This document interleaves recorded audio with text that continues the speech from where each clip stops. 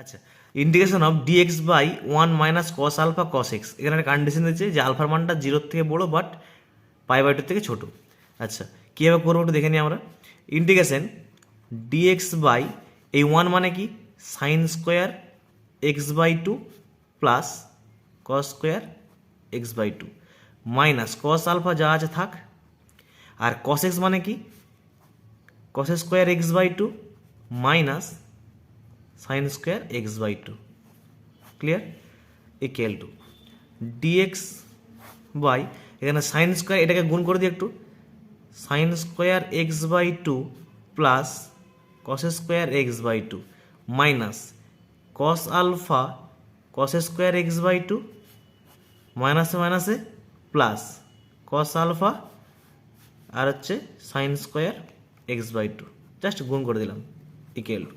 Integration d x by sine square x/2 sine square x/2 common নিচ্ছি, তাহলে কী পাচ্ছি 1 plus cos alpha into sine square x/2 clear, plus এখানে কী পাচ্ছি আমরা cos square x/2 cos square common পাচ্ছি, তার মানে 1 minus cos alpha into cos square x/2 okay equal to. আচ্ছা, এবার কী করা আছে দেখো তো, উপর নিচে কস স্কোয়ার x/2 দিয়ে ভাগ করছি, লব আর হরকে কস স্কোয়ার x/2 দিয়ে ভাগ করছি, তার মানে কী হবে উপরে হবে sec square x/2 dx by 1 plus cos alpha into তাহলে sine square by cos square মানে কি ট্যান স্কোয়ার হবে x/2 plus 1 minus cos alpha okay, কারণ কস স্কোয়ার x/2 দিয়ে ভাগ করে দিচ্ছি মানে এটা কেটে গেল। আচ্ছা, এবার আমি 1 প্লাস কস আলফা কমন নিচ্ছি, 1/1 প্লাস কস আলফা নিচে কমন হর থেকে কমন নিচ্ছি আমি, তাহলে কী হচ্ছে এটা sec square x/2 dx by tan square x/2 যা আছে বসে গেল প্লাস তাহলে 1 minus cos alpha by 1 plus cos alpha 1 minus cos alpha by 1 plus cos alpha equal to 1/1 plus cos alpha integration sec square x/2 dx by tan square x/2 যা আছে বসে গেল এখানে প্লাস, আর এটা কার ফর্মুলা, এইটা হচ্ছে tan square α/2 এর formula, এটা হচ্ছে ট্যান স্কোয়ার α/2 এর ফর্মুলা। আচ্ছা